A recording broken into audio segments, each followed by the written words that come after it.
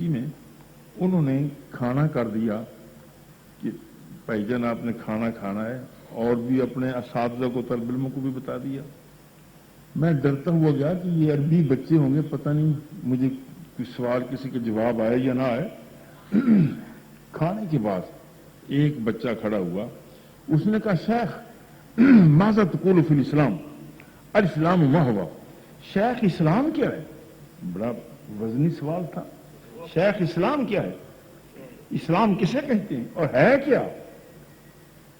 اس وقت وہ آج سے 42-45 سال پہلے کی بات ہے، ابھی تک یاد ہے۔ اس وقت جو میں نے اس بچے سے جواب دیا وہ یہ تھا، الاسلام یدور حول النبی صلی اللہ علیہ وسلم کما یدور الحاج حول الکعبہ۔ بیٹے اسلام مصطفیٰ کے گرد یوں گھومتا ہے جیسے حاجی کعبہ کے گرد گھوما کرتا ہے۔ یہی میرا آج بھی نظریہ ہے کہ مرکز اسلام میں حضور کی ذات ہے، حضور کی ذات مرکز ہے۔ اگر کوئی کہتا ہے کہ صاحب نماز بہت بڑا مرکز ہے، تو یہ بات میرے ذہن میں اس لیے نہیں آتی کہ یہاں 20 حاجی بیٹھے ہوں گے، 150 حاجی بیٹھے ہوں گے، جتنے آپ ہیں، کبھی آپ نے عرفات میں جا کر مغرب کی نماز پڑھی ہے؟ ہرگز نہیں۔ 50 لاکھ حاجی ہوتا ہے قریباً عرفات کے میدان میں، ماں مر جائے کسی کو نماز تو پڑھ کر دکھائے مغرب کی؟ کوئی پڑھ سکتا ہی نہیں، پڑھتا ہی نہیں۔ نماز پڑھنے سے خدا خوش ہوتا ہے، راضی ہوتا ہے، نعمتیں دیتا ہے، مگر کبھی کبھی پڑھنے سے وہ ناراض بھی ہو جاتا ہے۔ جیسے عرفات میں مغرب کی نماز بیٹے عرفات میں کوئی مسلمان مومن بندہ نہیں پڑھتا۔ اب کوئی آپ کے چک کا، عرب والے کا، سہیوال کا کہے کہ صاحب یہ سارے مولویوں کی کہانیاں ہیں، نماز ہی پڑھنا ہے، نماز تو پڑھو۔ وہ مغرب کی نماز پڑھتا ہے، وہ نماز اس کے منہ پر مار دی جائے گی، جا نوڈے خاں صوفی، ننے خاں صوفی کہیں کا۔ یا اللہ میں نماز پڑھ رہا ہوں، سبحان ربی العظیم کہا ہے، سبحان ربی الاعلیٰ کہا ہے، تیری تسبیح بیان کر رہا ہوں، پھر یہ نماز مسترد کیوں ہے؟ تو جواب ہوگا نمازیں وہی مانتا ہوں جو مدینے کی گلی سے ہو کر آ جائیں گی۔ میرے مصطفیٰ نے یہاں مغرب کی نماز نہیں پڑھی، تو ہوتا کون ہے پڑھنے والا؟ یعنی نماز فرض ہے، اہم فرض ہے، مگر مغرب کی نماز سارے حاجی وہاں عرفات میں نہیں پڑھتے، قضا ہو رہی ہے۔ یا اللہ میں نے تو اس لیے پڑھی کہ قضا ہو جائے گی، گھنٹہ 1.5 گھنٹہ مغرب کا وقت ہوتا ہے اور مزدلفہ پہنچنے کو 5 گھنٹے لگیں گے، تو پھر جواب ہوگا کہ نہیں، تو جا 7 گھنٹے کے بعد جب بھی مزدلفہ میں پہنچ کر مغرب کی نماز پڑھے گا، وہ قضا نہیں ہوگی، وہ ادا ہوگی۔ معلوم ہوا کہ مصطفیٰ نماز پڑھیں تو تو پڑھ لے، نہ پڑھیں تو نہ پڑھ، جہاں پڑھیں پڑھ۔ مرکز دین کا مرکز ذات مصطفیٰ ہے۔ یا جیسے دوسری مثال بڑی واضح سامنے آ جائے گی مرکز کی، ایک حکم ہوتا ہے کہ محبوب اب ہجرت کر جائے، مکہ پاک سے ہجرت کر کے مدینہ منورہ تشریف لے جاتے ہیں۔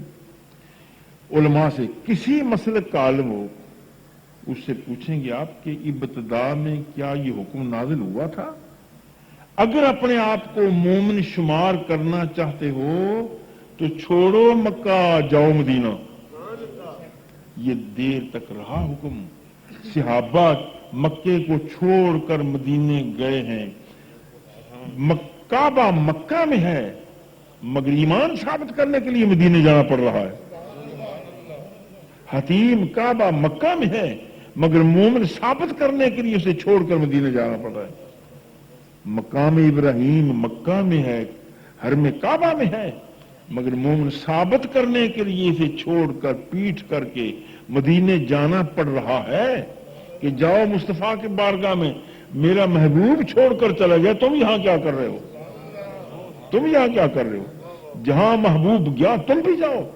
ایمان کی اگرچہ بعد میں یہ حکم منسوخ ہو گیا، یہ حکم منسوخ ہو گیا، مگر ایک وقت تک یہ رہا، لوگ کعبہ چھوڑ کر مدینہ جاتے رہے۔ معلوم ہوا دین کا مرکز کعبہ یا مکہ یا منا عرفات، مزدلفہ، حتیم کعبہ، مقام ابراہیم، حجر اسود، مینا عرفات، یہ نہیں دین کا مرکز ذات مصطفیٰ، رسول اللہ کا وجود دین کا مرکز ہے۔ اس لیے تو فرمایا ما آتاکم الرسول فخذوہ وما نہاکم عنہ فانتہوا، جو کچھ میرا محبوب دے لے لو، اور جس شے سے روک کے تمہاری سمجھ میں بات آئے یا نہ آئے، محبوب روک دیں تو رک جاؤ، اس پر بات نہ کرو کیوں روک رہے ہیں، نہیں، وہی حق ہے جو وہ کہہ رہے ہیں۔ وما ينطق عن الهوى ان هو الا وحی یوحی، محبوب اپنی مرضی سے بات کرتے ہی نہیں، جو کہتے ہیں حق کہتے ہیں، جتنا کہتے ہیں حق کہتے ہیں۔ اس کی دلیل وہ حدیث پاک عبداللہ ابن عمر رضی اللہ تعالیٰ عنہ حدیث پاک حضور بیان فرماتے ہیں، اور یہ آ کر لکھ لیا کرتے تھے، صحابہ کچھ نہیں لکھتے تھے۔ کسی نے کہا عبداللہ تو یار روزانہ حدیثیں لکھتا ہے، ہو سکتا ہے کوئی بات لکھنے والی نہ بھی ہو تو نہ لکھا کرو، بعد میں کچھ جھگڑا نہ پڑ جائے۔ اگلے دن بغیر کاپی قلم دوات کے آ گئے، میرے آپ کی مانو جانے کے والی محبوب فرماتے ہیں درس ختم ہوا، عبداللہ بیٹے آج لکھا نہیں؟ عرض کی یا رسول اللہ اس لیے کہ مجھے کسی نے یہ وہمہ ڈال دیا کہ ہو سکتا ہے کچھ لکھنے والا نہ بھی ہو۔ فوراً گنبد خضرا کے مکین میرے آپ کی مانو جانوں کے والی محبوب فرماتے ہیں واللہ ما تخرج من فمی ھذا الا الحق، مجھے اللہ کی قسم میرے منہ سے حق کے بغیر کچھ نکلتا ہی نہیں ہے، جو نکلتا ہے حق نکلتا ہے، جتنا نکلتا ہے حق نکلتا ہے، جیسے نکلتا ہے حق نکلتا ہے، جہاں نکلے حق نکلے، اوت کی چوٹی پر نکلے گا تو حق ہے، بدر کی وادی میں نکلے گا تو حق ہے، خندق کے اندر منہ سے بات نکلے گی تو حق ہے، ام المومنین عائشہ صدیقہ کی حجرے میں بات ہوگی تو حق ہے، خدیجہ کی حجرے میں بات ہوگی تو حق ہے، سلمہ صفیہ کے کمرہ میں بات ہوگی تو حق ہے، لیٹ کر کہیں گے تو حق ہے، کھڑے ہو کر کہیں گے تو حق ہے، بیٹھ کر کہیں گے تو حق ہے، آہستہ کہیں گے تو حق ہے، اونچی کہیں گے تو حق ہے، پیار سے کہیں گے تو حق ہے، ناراضگی سے کہیں گے تو حق ہے، جو نکلے گا حق ہی ہوگا۔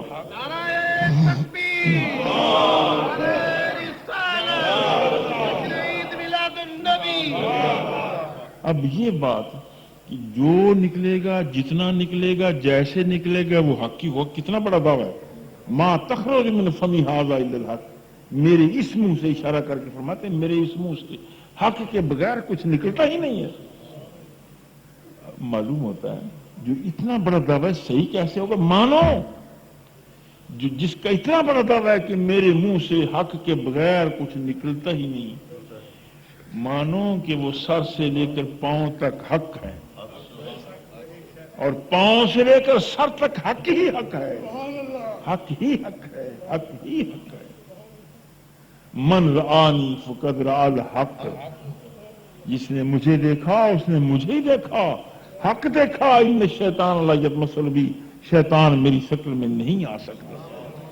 دو باتیں، ایک تو ایمان کی بات ہوگی اس حدیث محبت میں، اور دوسری بات ہوگی مرکزیت کی۔ اب تیسری بات میں دو ایک باتیں محبت کی، حتی اکون احبا۔ علماء حضرات سے توجہ معذرت کے ساتھ، حتی اکون، حتیٰ کہ میں محبوب ہو جاؤں، اس حدیث کا ترجمہ ارشاد یوں بھی ہو سکتا تھا کہ کوئی بندہ مومن نہیں ہو سکتا جب تک کہ وہ مجھے اپنے ماں باپ سے زیادہ محبوب نہ جانے، یہ بھی ہو سکتا تھا، مگر یہ نہیں فرمایا حتی اکون احبا، میں محبوب ہو جاؤں۔ محبت کا تعلق، محبت کی نسبت اپنی طرف کی ہے۔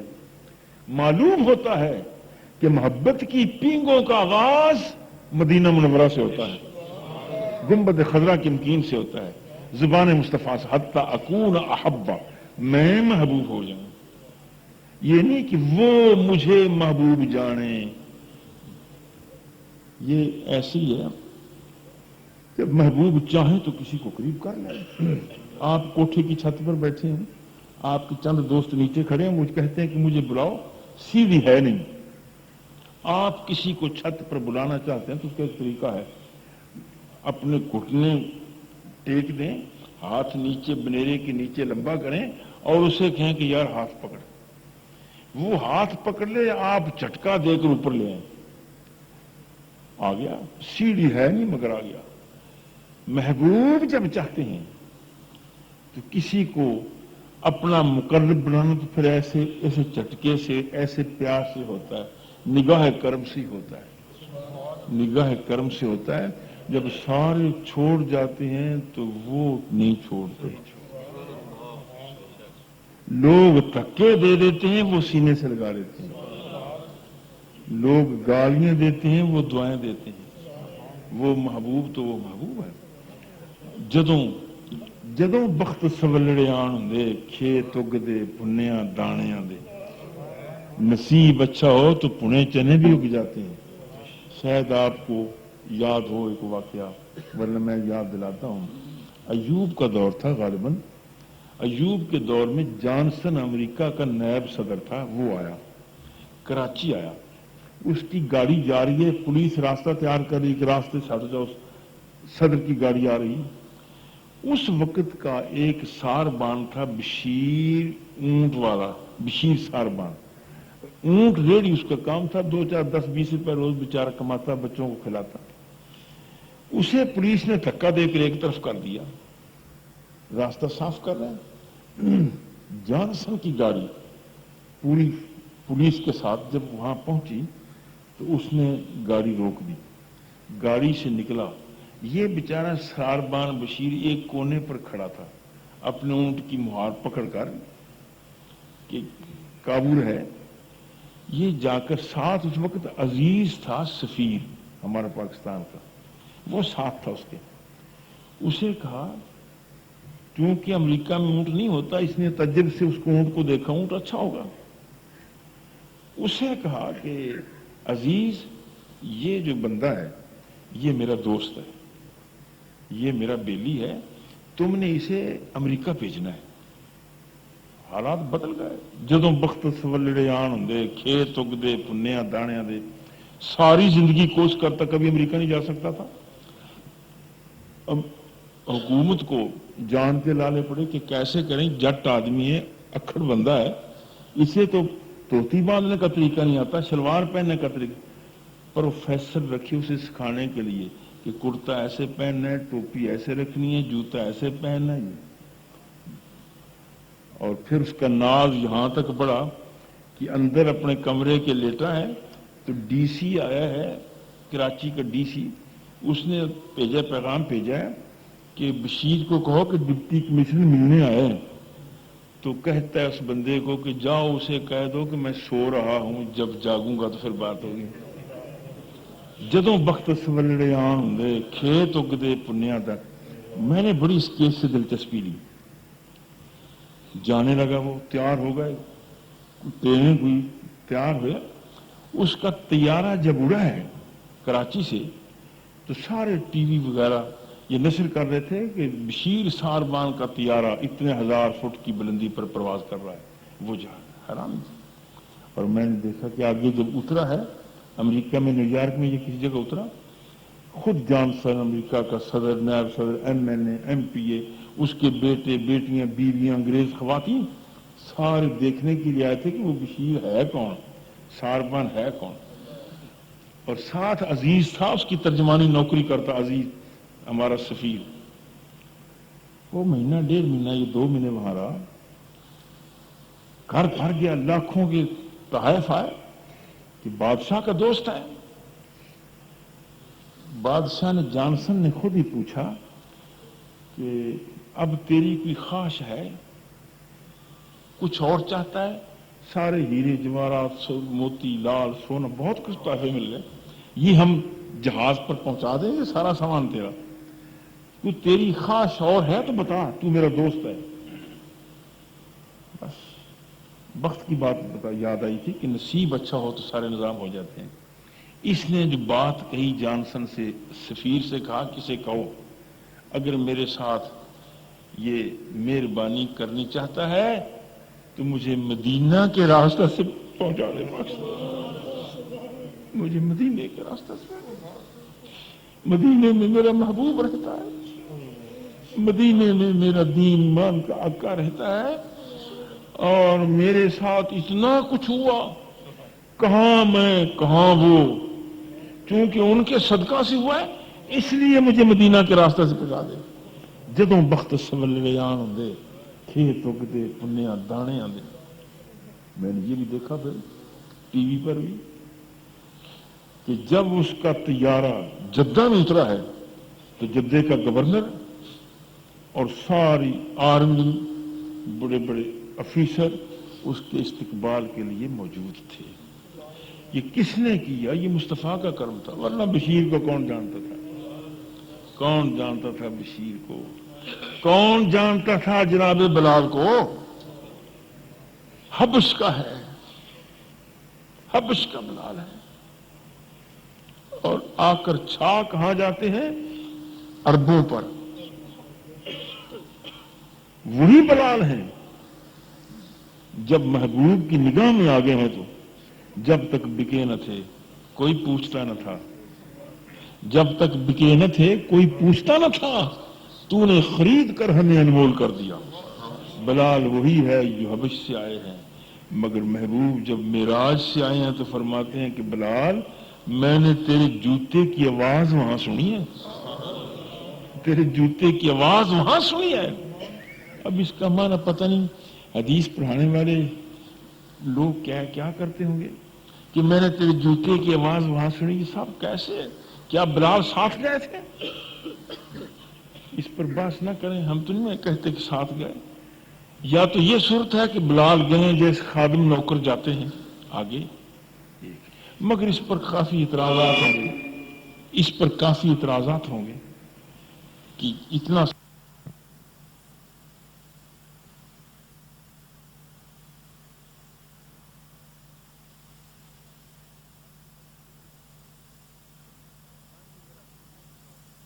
نہیں ہے، نہ یہ میرا عقیدہ ہے کہ بلال گئے، نہ ہی آپ سے کہتا ہوں کہ یہ مانو، مگر ذہن میں یہ بات آتی ہے اگر محبوب کے قدموں کے ساتھ جوتا چمٹ کر عرش پر چلا جا سکتا ہے، محبوب کا لباس جا سکتا ہے، محبوب کے جسم کے ساتھ وابستہ ہوگا، تو بلال چلے جائیں گے تو کوئی بات نہیں، گئے تو نہیں ہیں۔ یہ تو نہ مانو کہ جنت میں گئے تھے تو جوتے کی آواز سنیے، یہ نکال دیں ذہن سے۔ اب یہ تو مانیں گے نا کہ سنی ہے، تو سنی کیسے ہے؟ جب یہ فرمایا کہ میں سنی ہے تیری آواز، تو سنی یوں ہے کہ بلال تو جب زمین پر چلا ہے میں کھربوں میل دور جنت میں تھا، تیرے جوتے کی آواز میں نے سن لی۔ آخر کچھ تو ماننا پڑے گا، یا پہلی بات وہ ذرا مشکل ہے، وہ ذہن میں نہیں آتی، مگر یہ ماننا پڑے گا اگر جوتے کی آواز کھربوں میل دور جنت کے اندر بلال کے جوتے کی آواز چلنے میں جو زمین پر پیدا ہوئی ہے وہ گنبد خضرا کے امکین کروڑوں میل دور سن سکتے ہیں، تو تیرے یا رسول اللہ کی صدا کو مدینہ منورہ میں کیسے نہیں سن سکتے؟